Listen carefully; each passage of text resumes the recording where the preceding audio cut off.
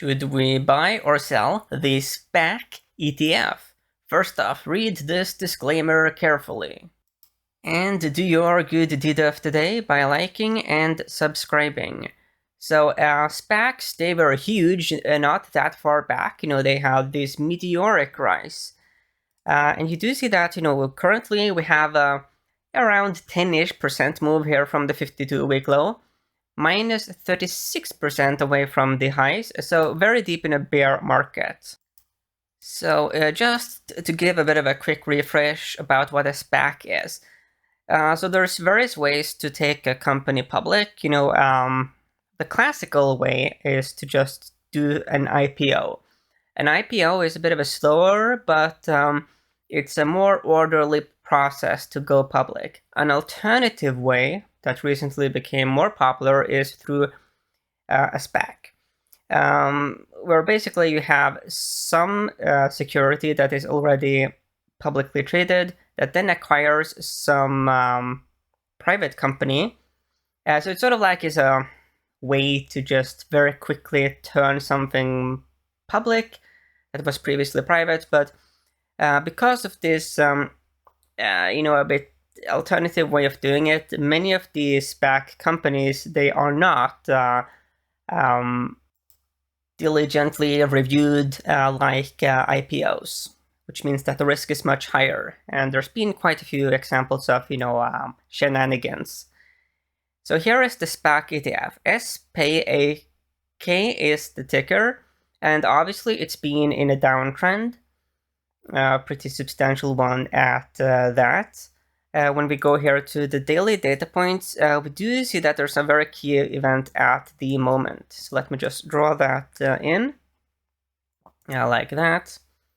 So you can see here that this green 50-day moving average, it's been a very huge deal for quite some time, as a level that spooks the bulls and embolden the bears. So you see here that it really works as a short selling level. But the bulls have been able to use it as support as well. So basically, it's a moving average that's watched by those key participants in the market. What is especially interesting right here and right now is that support level, well, it's now acting as pretty robust resistance. So 1, 2, 3, 4 times the bulls tried to get above it, but they failed. Based on the history of this ETF, that's a bad sign. This is something that short sellers like to see, similar to how bulls, they like to buy support. So here you have bulls who see support at the 50-day moving average and they buy. So it triggers buyers. Now we literally have the opposite case where you have a clear resistance level.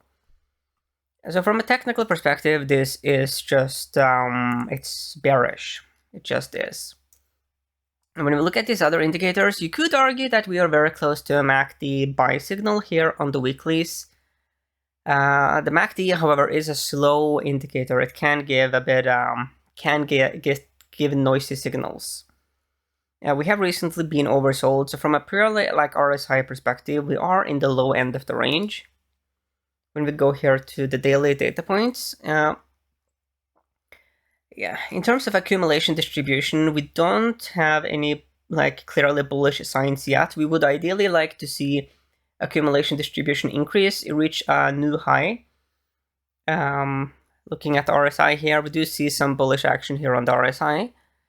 But you could also argue that RSI has moved into a territory that is a bit more risky. The distance also from the 20-day moving average here in purple is also in a level that it's been risky in the past. Like back here, as an example, during this rally, this distance from the 20-day marked the high. But there's been some times where we were higher. So let's jot down some notes. So yeah, I think that the line in the sand here is that we do have clear 50 DMA resistance. We just have it. It's so clear, clean resistance level multiple times. Now the bulls have tried to get above it but failed. So I think that it's just textbook bearish resistance level. In terms of the technicals, to give it like an overall score, I certainly lean bearish, but the problem is that we are currently at a very relatively oversold level historically. So I think I will give the bears here a -4. So overall, certainly bearish, but there are some signs, that some kind of bulls could use to argue that, oh, maybe there's an opportunity. But yeah, now let's look at the seasonality. Because this one has not been really public for, well, it came public here, you see, in September of 2020. So we don't have enough history here to really seasonality data. We do have seasonality data here to the left from stock charts from 2020 and 2021. Based on that, March, April, May are the, there are pretty weak months here for this ETF. Given that we have so little data from seasonality, we have to be very careful here about giving a score because these scores are equally weighted when we get, the average. But yeah, the seasonality data is bearish, but I can't really give anything more than -1 simply because of the very limited amount of data. So next we have the fundamentals.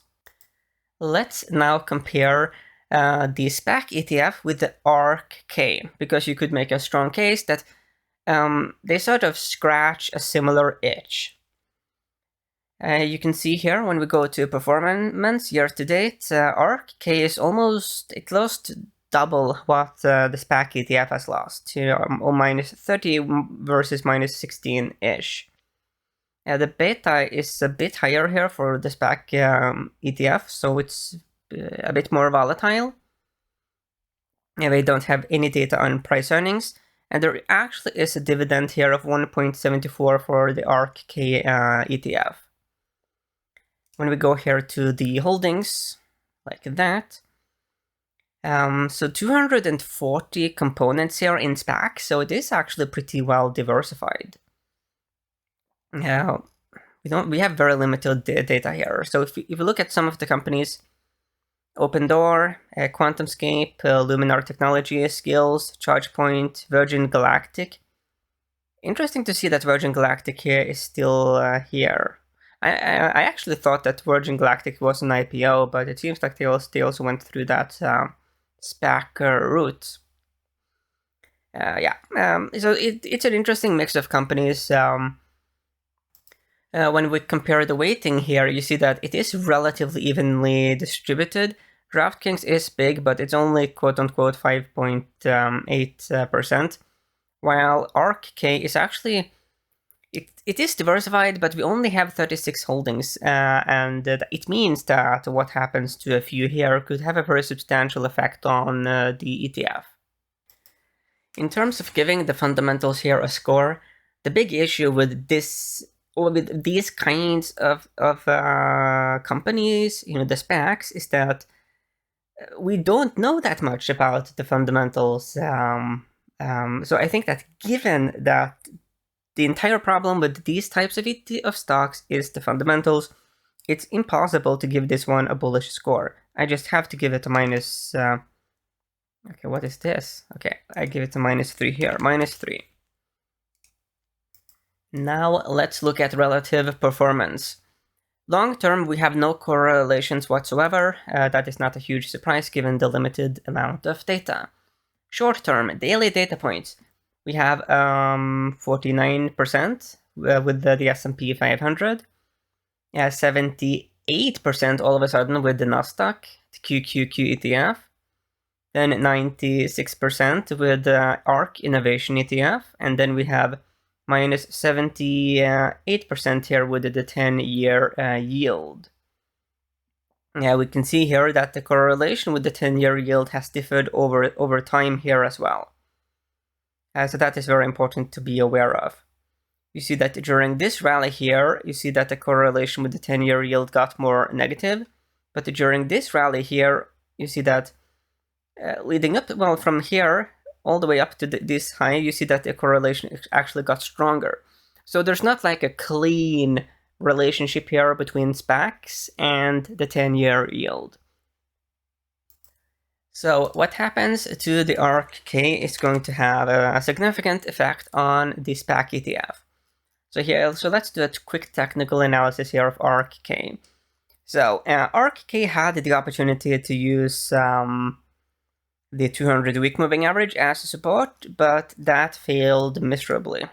We see here an ugly cut. Here it became resistance, the bears shorted, and yeah, from a technical perspective, it's very broken. You could make some contrarian case, so let me just draw that in, that, well, this looks a bit double bottom-ish, but the bulls have a lot to prove. We are coming from a very oversold level, so there's that. MACD flirting a bit with a bit of a buy signal here. And when we go here to the daily data points, so RSI, it has been able to break out above these prior fail levels. That's initially a bit interesting. I think the problem going forward here would be the green 50-day moving average, actually, for ARK as well.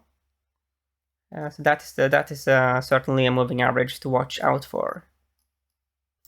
So here is the relationship between the SPAC ETF and ARK Innovation ETF. So you see that when it came public, it underperformed ARK-K all the way down here to the 30th of August 2021, and then it actually outperformed very substantially. So a very interesting relationship here. When we go here to the daily data points, yeah, you do see that they do move in these waves together, up and down, but it doesn't seem like we have any clean time cycles. No, there are some kind of time cycles here, but they are certainly not clean. A bit messy, but you could maybe argue that we have a rising phase on the horizon, but it's not clean at all. Yeah, and we do not have any seasonality data. And then we look at ARK-K versus the SPY, the S&P 500, and we start with the weekly data points. Okay, so we had in the past, not anymore, the opportunity to get, a double bottom. So let me draw that in. So here and here, you could have had a nice double bottom and a good reason to be a bit bullish, but what we saw is that the bears were able to break below it. So even though we are at, the double bottom level now, it simply is not a textbook double bottom because the right low is lower than the left. So it's yeah. But anyway, you could certainly make a case that we are at a low level, and ARK-K has massively outperformed the SPY in the past. And the same kind of dynamics that led to that outperformance in the past could also come back. Because you also see that here between 2016 here and leading up to 2018, our ARK Innovation significantly outperformed the S&P 500. Let's look a bit here at the seasonality. So in terms of the seasonality for the coming time frame here, we usually see a bit more weakness from ARK heading towards late April, but then it outperforms very strongly towards later July. So the ARK Innovation ETF has recently been outperforming the S&P 500 a little bit, just a little bit. We have this double bottom-ish but broken pattern. Spec has, however, quite systematically outperformed the ARK-K, so I think that overall I will give this one a bit of a bullish lean. I think I will give this one, what will I give it? Maybe I give it a 5. I do think that there are some interesting signs here. Or I think maybe a 5 is a bit too strong. Okay, so I think a 4 is more fair. I think the bulls have a bit too much to prove, actually. But anyway, there's something interesting here in terms of relative performance. So overall, we do end up with a score of -1. So the data is more bearish than bullish. The key part of a bearish thesis would be the 50 daily moving average continuing to offer resistance. So as long as that one is in play, the bears will certainly use it to short. If, however, we were to be able to get above the 50-day moving average, and even better, be able to use it as support in the event of a pullback, then that would be a sign that would spook the bears significantly. But that would, of course, be some hypothetical future event, and we cannot trade hypothetical future events. We can only trade what's in front of us, and that is obviously the 50-day moving average resistance, which is bearish. And that is corroborated by other data here.